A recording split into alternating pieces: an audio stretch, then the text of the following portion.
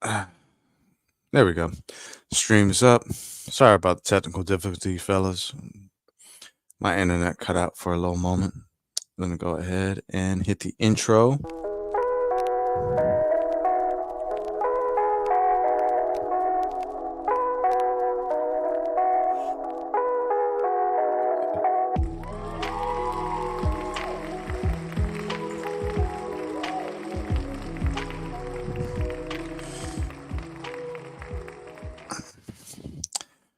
Good evening. Good evening. Thank you guys for tuning in.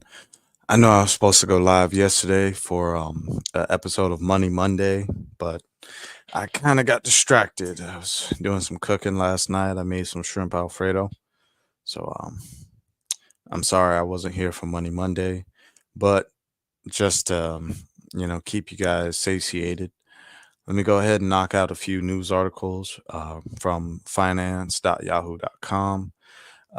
Any of you guys that know me, I usually stay tuned in to the news or what's going on around the world. I can't stay tuned into everything. There's too much going on around the world to know about everything. But for the most part, I try to keep my head out of the sand and stay aware of what's going on around me. Salute. Cheers. Everyone else at home having a drink.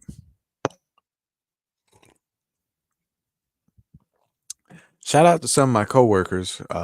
Some of them actually watched the podcast, and you know, um, my one coworker Rob was saying, "Hey, man, you gotta let me know when you go live so I can get my robe and my drink ready to go." Uh, don't worry, Rob. Next time I'm gonna have more of a set schedule for this stuff, but I'm just going through the motions as is.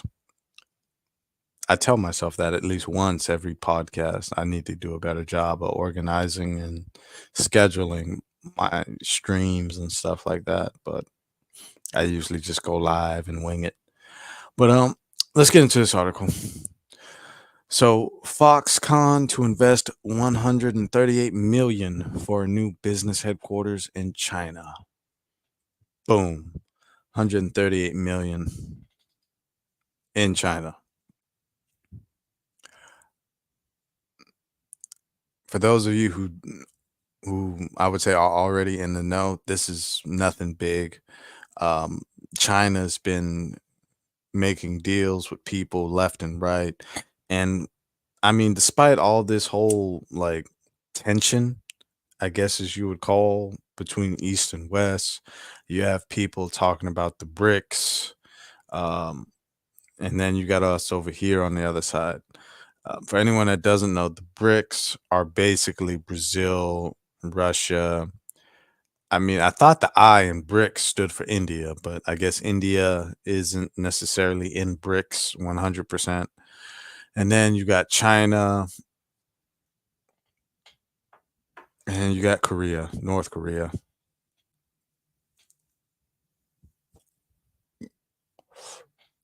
That doesn't include all the countries listed under the BRICS, but those are the main big ones that we all know. Man, let me get into this article. So from Beijing, Taiwan's Foxconn, the world's largest contract electronics maker and Apple's biggest iPhone assembler, said on Wednesday it plans to invest 1 billion yuan, which is the currency of China, the yuan, which is equivalent to $137.5 million to construct a new business headquarters in Zhangzhou, China. I apologize. I suck at pronouncing things in Chinese. I love Dynasty Warriors. I played the games a lot, but I know I suck at pronouncing some people's names. Foxconn, formerly called Honhai Precision Industry Corporation Limited. Yeah, I think that's the ending marker for a limited corporation. Signed a contract with the Henan provincial government for the proposed project, which will have a construction area of about 700 acres. Foxconn is benefiting from strong demand for servers for artificial intelligence and applications, with its customers also including AI chip darling NVIDIA. They could say AI chip manufacturer. I don't know why they had to use the word darling. But the Taiwanese company this month posted better than expected quarterly revenue on AI server demand, and forecasts continued with growth into the current quarter. Foxconn announces plans for its new business headquarters in Henan province in April, which it would focus mainly on new technologies and core technology research. Although it did not reveal an investment figure at the time, the world's largest iPhone manufacturing facility in Zhangzhou was hit in 2022 by a COVID-19 outbreak that prompted worker departures and unrest, as well as production disruptions. Yeah, they even give you a price calculator. So $1 is equal to 7.27, well, $7.27 in Chinese yuan. Essentially, for every dollar of ours, they get 7 yuan, which kind of makes me wonder what's, well, I would say the cost of living in China probably depends on which province. That's the thing about China, due to how large it is and the number of provinces, you can have like a poor province where the cost of living is low, and you go to the other side, like let's say you're on the East Coast in some poor province where the cost of living is low, then you go to the west side of China and the cost of living doubles just crossing the country. You know, it's kind of like the US. Some states where the cost of living is lower. In China, it's like that. Certain the provinces of China, some are more expensive than others. But yeah, it looks like Foxconn's going to China. They're going to be building more chips and tech related products. Um, I mean, I'm not really surprised. Some of you guys that know me, I like guitar and I'm into music. One of my well, I don't have a Behringer guitar pedal. I need to actually get one, but hell, I need to set up a whole like physical like pedal board in real life. I have a digital pedal board that I use on my studio software when I'm making beats and stuff. But you know, you get all the general your flangers, chorus pedals, reverb pedals, delay pedals, all that stuff digitally included in the studio software. But what was it? Oh yeah, I'm sorry, I was getting distracted. So Behringer. Let me see if I can find picture.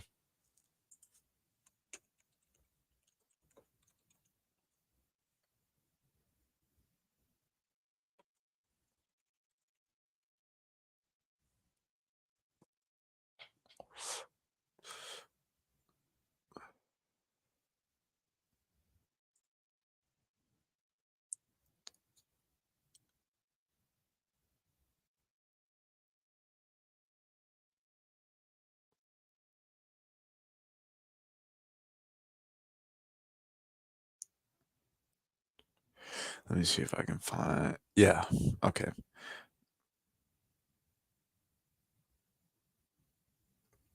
So let me go ahead and share this tab. All right. So over here is like, I mean, it's a 3D mock-up of it, but this is the completed site altogether. They have other like real life photos. Let me see. Boom. You see the three buildings over here to the side. And I mean, they call it like Behringer City. It's like the nickname for it, but there's not necessarily uh, there's not necessarily like an actual like city, but you can tell by just the size of the plant and all that stuff. It's damn near like a small town, pretty much. If you could, I assume those buildings in the back are either dorm buildings for workers to reside or stay.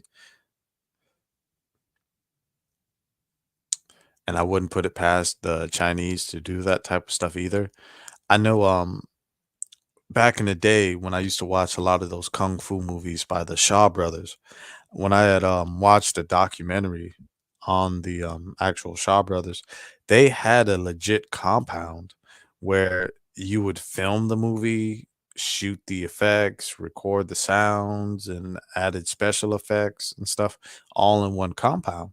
And the actual actors in these movies would live on said compound, just working and living on compound.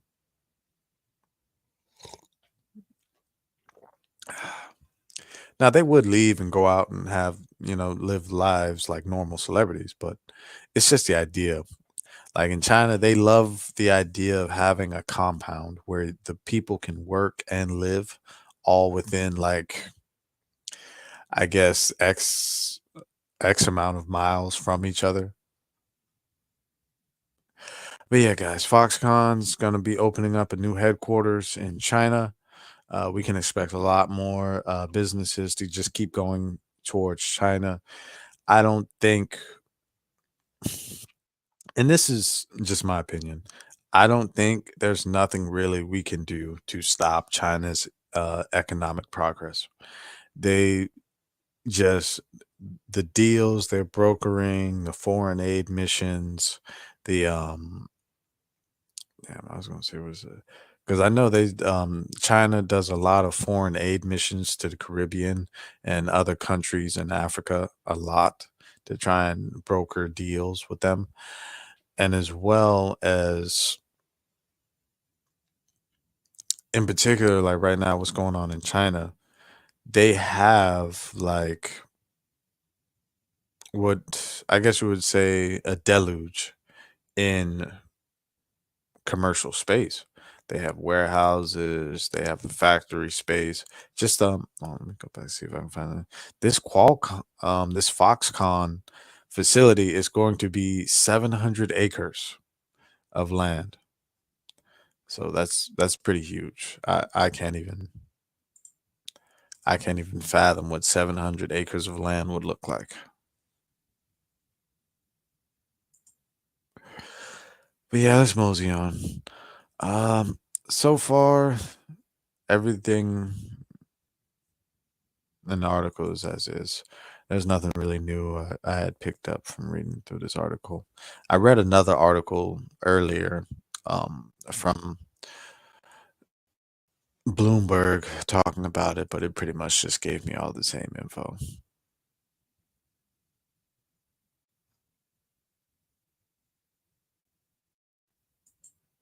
All right, let's go ahead. Next article.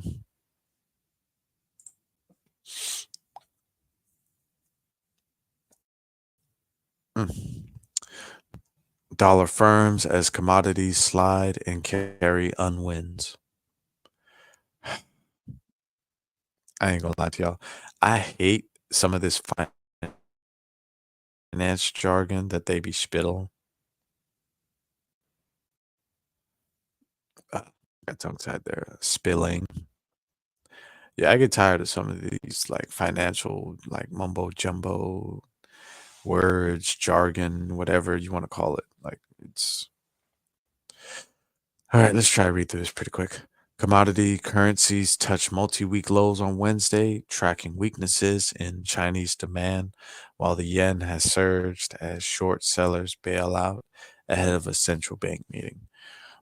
So I'm just be honest, this is like short-term forex trading type of info here. Anyone that's does forex trading or whatever like that on the sides, if you guys are trading the yen or yuan, however they want to say it, this this information will be vital to you if you guys are going long or short against the yen or Chinese dollar, whichever you want to call it.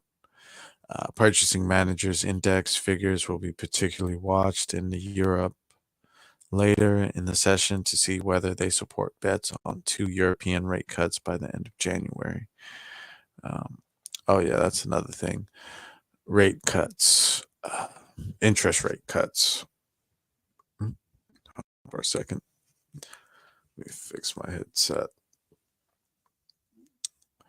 The euro held at $1.08 in Asia trade and sterling, which could rally if PMIs in Britain surprise to the upside and reduce bets on rate cuts. Uh, Bought at $1.29. Markets price a 44% chance of a 10 basis point rate hike in Japan next week, and speculators, having also been rumbled by a few rounds of suspected currency intervention from Japan, are closing what had been profitable carry trades funded in yen.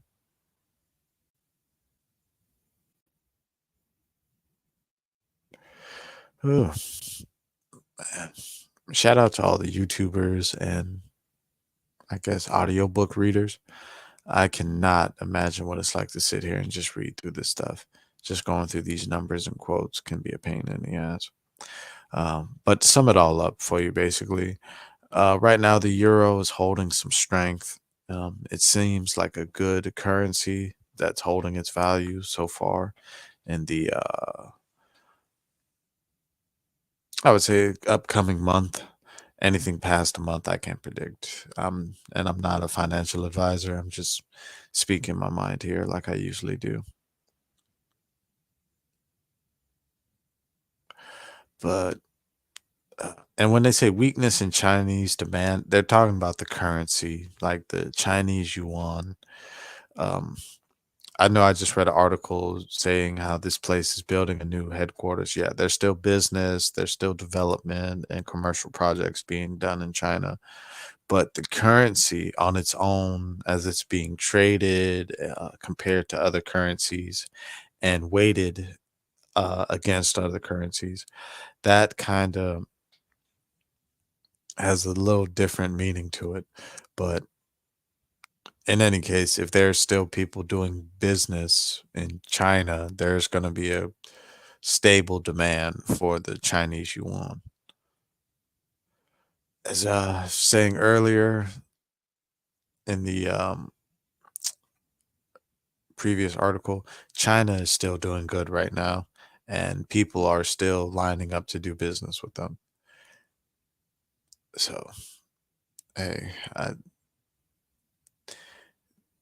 the Chinese yuan may lose a little bit of value in the spot forex markets or whatever, but overall, China will hold. It'll stabilize itself. Right now, all like governments and countries around the world, it's election year, so we're pretty much due for how you would say a reset the political landscape a little bit, and introduce new policy, especially new financial policy. I'm not a Republican, but I do believe we should downsize some of the government. I feel like we just pay out too much money to people that get paid to sit behind desks when we don't really need them there. You know, not saying any like your local clerks, desk workers at like your social security office or welfare office or whatever. Those people are different. I'm talking about the guy in the office that's just sitting there in his office playing on his phone right now because he's got like 45 minutes till he actually has to be in a meeting. Like those type of positions, those upper management positions where you kind of just, you're a boss of another boss over another boss. That's kind of the best way I could put it.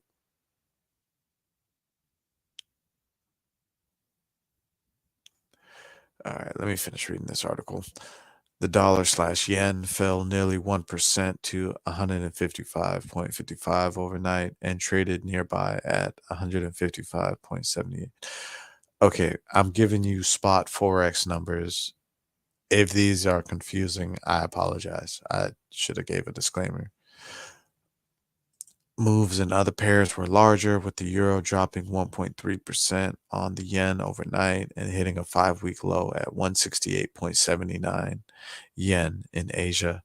Mexico's high yielding peso dropped 2% on the yen overnight, and the Australian dollar is almost 6% on the yen in 2 weeks. When they say on the yen, it's the compared currency. They always weigh one currency to another or compare it to another. The yen was super, super cheap, said BNZ senior strategist Jason Wong in Wellington. Hey, shout out to Jason Wong. There's always an Asian person with an American first name, but traditional as fuck last name.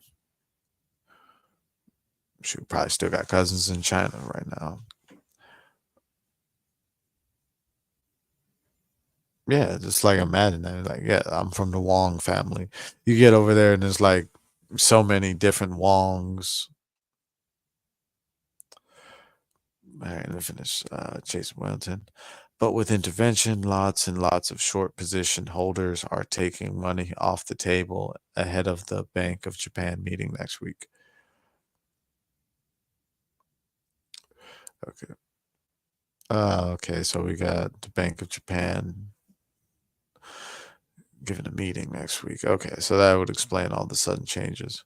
Um, for people just tuning in, we were talking about the short term traders closing out their positions on the, I'm sorry, short position holders.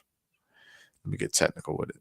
So a short position is just you're betting that whatever it is will go down, going long, up, going short, down.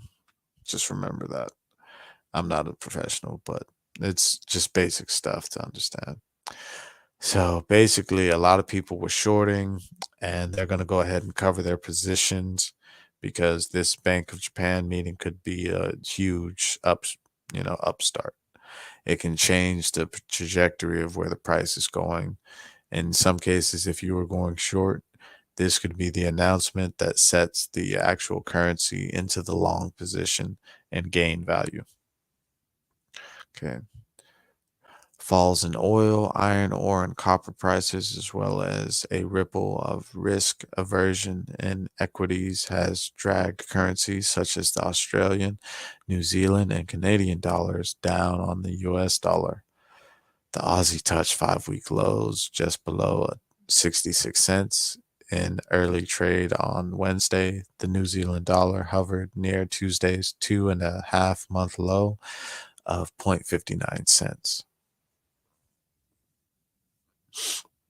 Chinese growth figures missed forecasts last week, and surprise rate cuts on Monday have drawn attention to lackluster outlook for raw material demand, weighing bellwether commodities such as iron ore and copper to 3-month lows on Wednesday.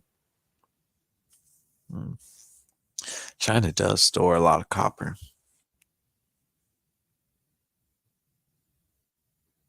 A lot of oil too. Come to think about it, China just stores so much that we don't even know. I'm for real. Like in the past 10 years, China, Russia, and the US have been like have consistently been in the top 5 countries that were buying gold and other resources.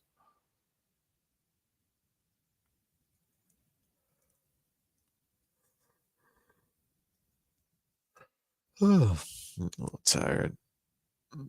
Mm, Been going for about 30 minutes.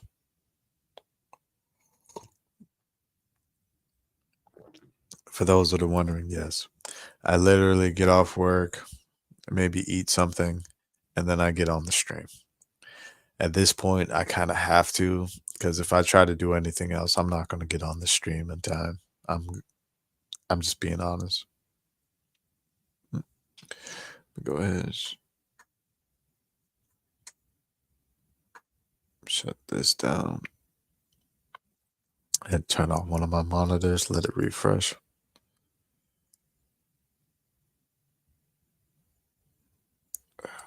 Let me go ahead and move on to the next article.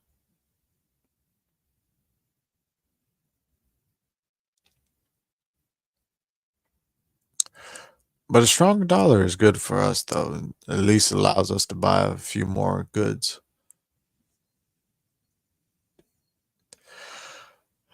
I know Nancy Pelosi was preaching about friendshoring and sharing resources with natural allies. So, hey, hopefully Europe and all of them got their money saved to come get this oil because we're going to have a lot of it.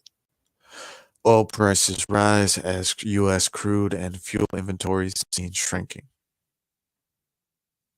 Let's see, a pump jack operates.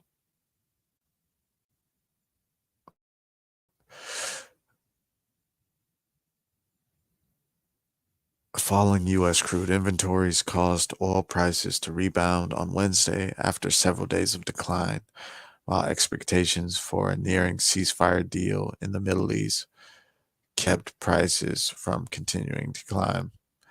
Brent crude futures for September rose 46 cents to $81 a barrel. West Texas Intermediate crude increased 42 cents to $77.38.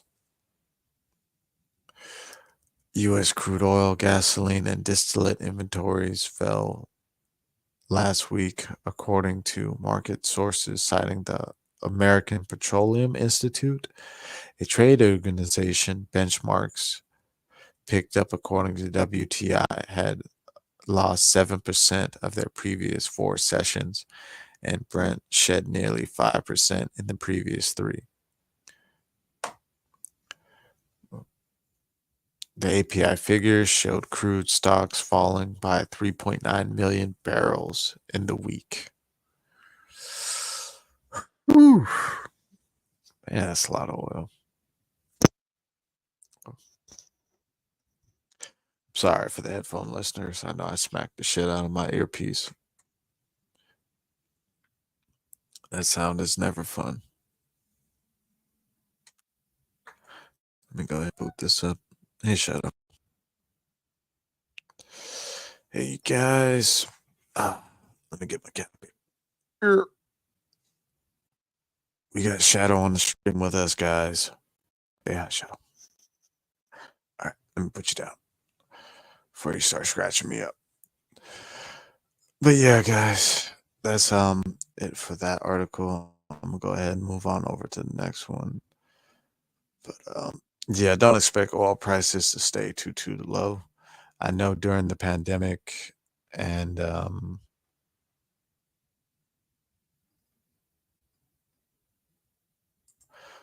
was yeah, during the pandemic, and I think it was about like 3 or 4 months ago. Um, a few more of the Middle Eastern countries were starting to increase more of their oil and petroleum output. So for the time being, if oil is going to rebound, it'll be small. It won't last long.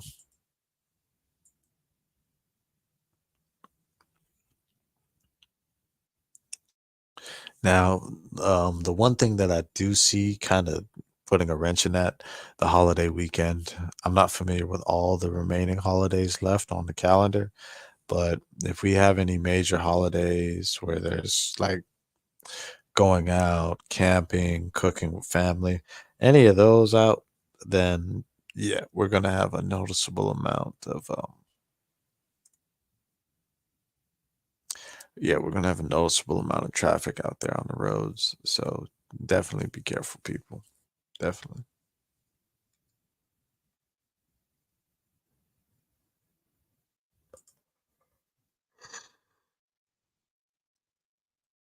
Mm, yeah, I got it too cold in here. AC putting me to sleep.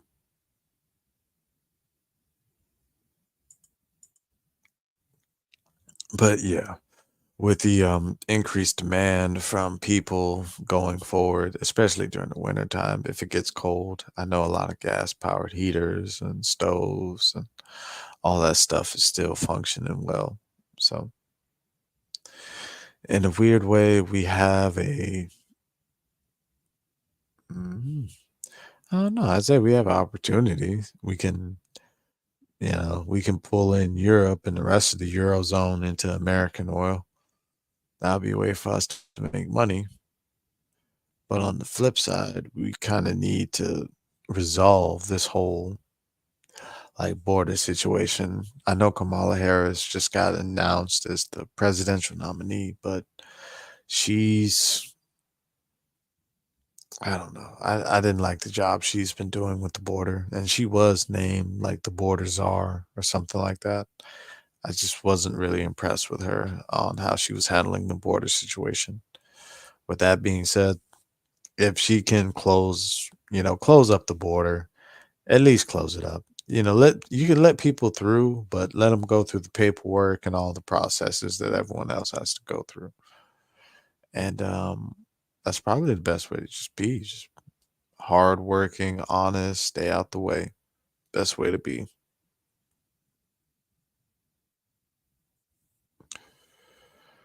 Uh,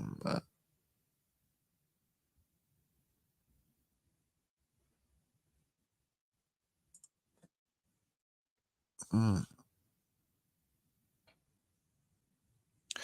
All right, guys. I'm gonna go ahead and wrap it up. But just on the night, we have some oil prices currently going up for the time being. This will not be a extended period thing. I believe once we get through the holiday season and the winter, we should see gas prices kind of stabilize. In terms of oil, hey, make sure you buy your oil at Walmart. It's cheaper. I know some people won't get that, but trust me, after you've changed your own oil like 3 or 4 times, you'll realize Walmart is just better to go for certain things.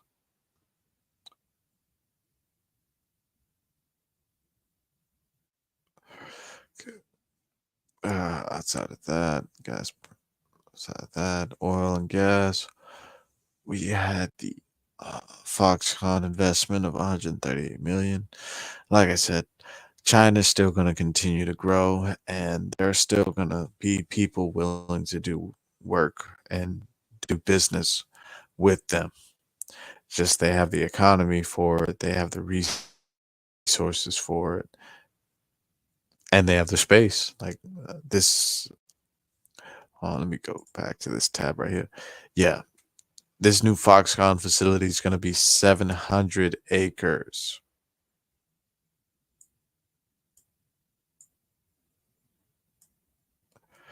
Just think to yourself, what would you do with that?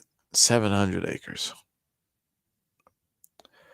But I leave you guys that food for thought. Thank you for tuning in with me. Thank you guys for having a drink and a smoke with me. I have another video up soon. Yeah. I'll try to give you guys a heads up before I go live next time, though. That way, some of you can sit down and prepare yourself. I know you kind of caught me last minute while you were already in the middle of something. But yeah. With that being said, guys, let me go ahead and cut off some of the stuff. All right, guys. With that being said, it's peace, love, happiness. You guys be safe out there. And when you go to vote, vote for the candidate that you believe with your heart. Don't just get up there and vote because your friend told you to do it. Don't.